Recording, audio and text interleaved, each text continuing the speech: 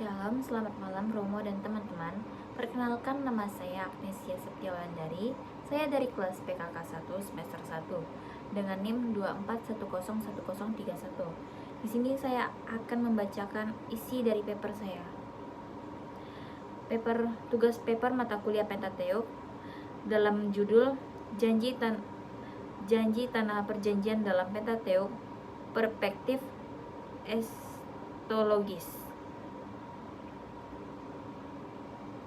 Tanah Perjanjian merupakan tema sentral dalam Pentateuk yang mencerminkan janji Allah kepada para bapa bangsa Israel, yaitu Abraham, Ishak, dan Yakub, yang mengarah pada pemberian tanah sebagai warisan bagi keturunan mereka.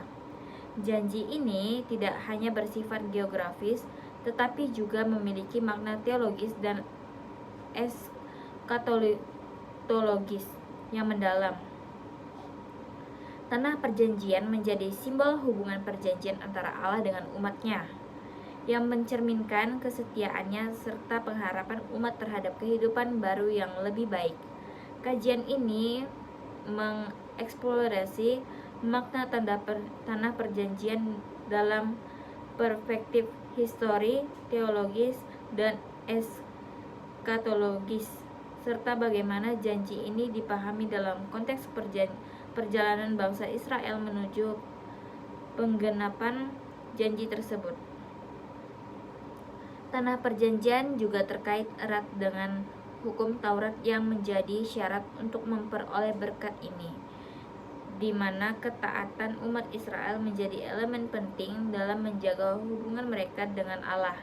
Selain itu, janji ini memiliki dimensi eskatologis yang menunjukkan harapan akan kedatangan kerajaan Allah yang sempurna, yang melampaui pengertian tanah fisik.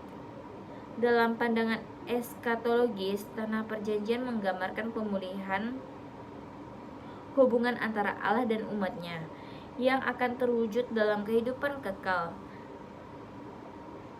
dan pemulihan penuh pada akhir zaman. Bagi umat Kristen masa kini, janji tanah perjanjian mengingatkan pentingnya iman, ketaatan, dan pengharapan akan penggenapan janji Allah di masa depan, serta memperkuat komitmen hidup dalam kesetiaan kepadanya. Definisi tanah perjanjian dalam Pentateuk.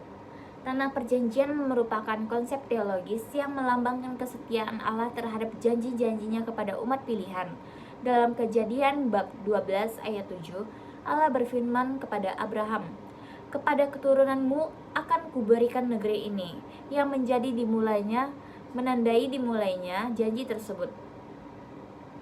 Hal ini ditegaskan kembali dalam Kejadian bab 15 ayat 18 sampai 21, di mana Allah menetapkan batas-batas wilayah tanah perjanjian meliputi wilayah dari Sungai Mesir hingga Sungai Efrat.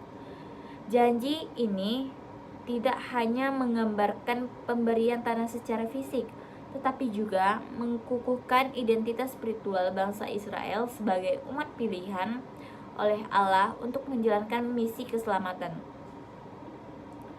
Menurut Hurtabrat 2023, tanah ini menjadi wujud nyata dari hubungan perjanjian antara Allah dan umatnya, mencerminkan berkat dan komitmen ilahi terhadap penyertaan umatnya. 2. Ada narasi janji kepada Abraham, Ishak, dan Yakub. Janji kepada Abraham diawali dengan panggilan Allah untuk meninggalkan tanah asalnya, yakni Ur Kasdim, dan menuju tanah yang akan ditunjukkan olehnya. Kejadian bab 12 ayat 1. Perjalanan Abraham mencerminkan ketaatan dan iman kepada Allah yang menuntun setiap langkahnya menuju penggenapan janji itu. Tanah Kanaan disebut secara eksplisit sebagai bagian dari perjanjian Allah dengan Abraham, yang disertai dengan janji keturunan yang akan sebanyak bintang di langit dan pasir di tepi laut. Kejadian bab 13 ayat 14 sampai 17. Dalam konteks ini, janji tanah tidak hanya bersifat geografis, tetapi juga simbolis, mewakili kedekatannya dengan Allah serta keberlanjutannya umat pilihannya. Manulang 2019 menekankan bahwa janji ini memperlihatkan aspek eskatologis dari rencana Allah, di mana pemberian tanah menjadi bagian dari pemulihan hubungan antara Allah dan umat manusia. 3. Penyingkapan janji dalam Keluaran dan perjalanan Israel di padang gurun. Dalam perjalanan panjang Israel di padang gurun, janji Allah mengenai tanah perjanjian menjadi titik fokus yang mendorong mereka untuk bertahan sebagai bangsa yang baru dibebaskan dari perbudakan Mesir. Mereka menghadapi berbagai tantangan, baik fisik maupun spiritual. Ketidaktaatan dan pemberontakan umat Israel terhadap Allah sering kali tercatat dalam kitab Keluaran, seperti kata mereka membuat patung anak lembu emas. Keluaran bab 32. Meskipun demikian, Allah tetap setia pada janjinya, menunjukkan kasih setianya dengan memberikan makanan seperti manna, dan burung puyuh, serta air dari batu. Keluaran bab 16 ayat 17 ayat 4 sampai 7 ayat 4 bab 17 ayat 6. Allah tidak mengabaikan umatnya meskipun mereka sering kali tidak setia, mengingatkan mereka untuk tetap percaya pada janji yang tidak akan pernah berubah. 4. Makna teologis tanah perjanjian sebagai simbol harapan.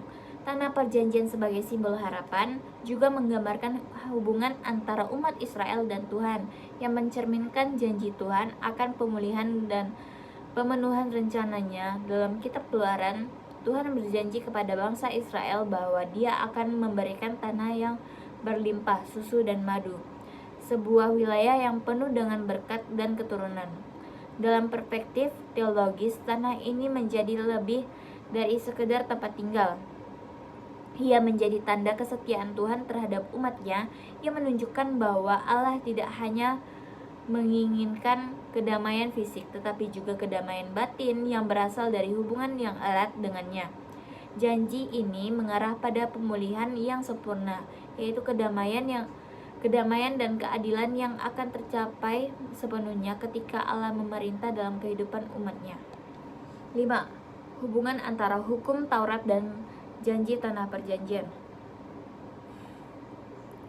Hukum Taurat yang diberikan di Gunung Sinai bukan hanya sekedar pedoman moral, tetapi juga merupakan syarat yang mengatur hubungan antara Allah dan umatnya. Dalam kitab Keluaran bab 19 ayat 5-6, Allah berjanji akan membuat bangsa Israel sebagai milik kepunyaannya yang istimewa, tetapi syaratnya adalah mereka harus mematuhi perintah-perintahnya. Hukum Taurat menjadi landasan utama bagi hidup umat Israel, yang mengatur segala aspek hidup, baik dalam hal ibadah, moralitas, maupun hubungan sosial. Tanah perjanjian adalah berkat yang diberikan oleh Allah, namun untuk memilikinya, umat Israel diharuskan hidup sesuai dengan ketentuannya. Hal ini menunjukkan bahwa ketaatan kepada hukum Tuhan menjadi syarat umat dalam memperoleh janjinya. Ulangan bab 28 ayat 1-2. 6. Ada tantangan histori dan teologis dalam memahami janji ini. Tantangan historis dalam memahami janji tanah perjanjian juga dapat dilihat dalam pengalaman bangsa Israel yang sering kali menghadapi penolakan dari bangsa-bangsa lain yang mendiami wilayah tersebut. Sejarah pencapaian dan perjuangan bangsa Israel untuk merebut dan mempertahankan tanah ini tidak hanya tercatat dalam kitab Keluaran, tetapi dalam berbagai peristiwa peperangan dan pengusiran yang mencatatkan konflik dengan bangsa-bangsa seperti Filistitian, Kanaan, dan lainnya.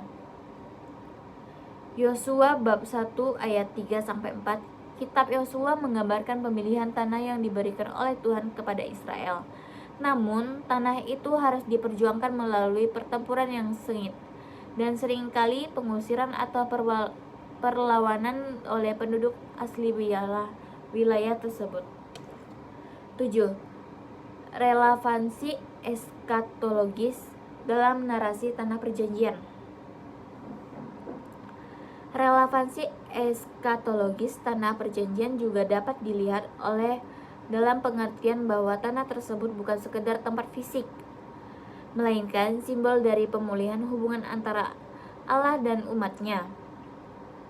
Dalam kitab Kejadian, janji Allah kepada Abraham mengenai tanah yang akan diberikan kepada keturunannya mencerminkan rencana Allah untuk mengembalikan umatnya ke dalam keadaan damai dan penuh berkat setelah masa penderitaan dan pengasingan.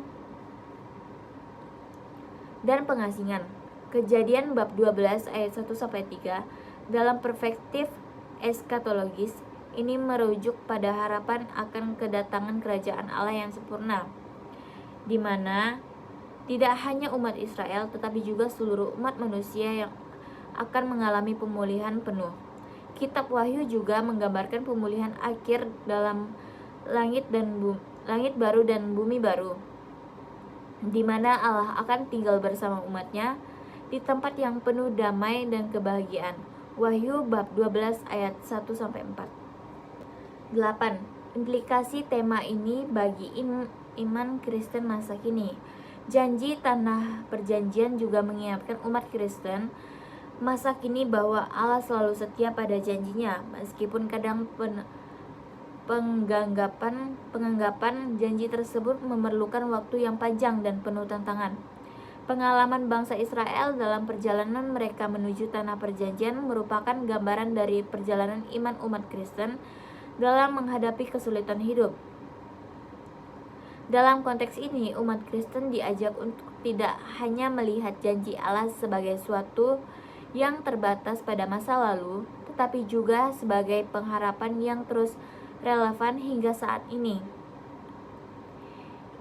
Iman kepada janji Allah memperkuat umat untuk bertahan dalam kesulitan hidup dan mengingatkan bahwa ada janji yang lebih besar yang menaati di masa depan, yaitu kerajaan Allah yang sempurna. Dari bacaan di atas, kesimpulannya adalah Tanah Perjanjian merupakan tema teologis yang sangat penting dalam Pentateuk, yang mencerminkan kesetiaan Allah terhadap janjinya kepada Abraham, Ishak dan Yakub. Janji ini tidak hanya berkenan dan dengan pemberian tanah secara fisik, tetapi juga menjadi simbol hubungan perjanjian antara Allah dan umatnya, serta harapan eskatologis yang melampaui realitas sejarah. Tanah Perjanjian menggambarkan berkat, kedamaian, dan kehadiran Allah yang sempurna, yang pada akhirnya akan terwujud dalam pemulihan penuh di kerajaan Allah yang akan datang.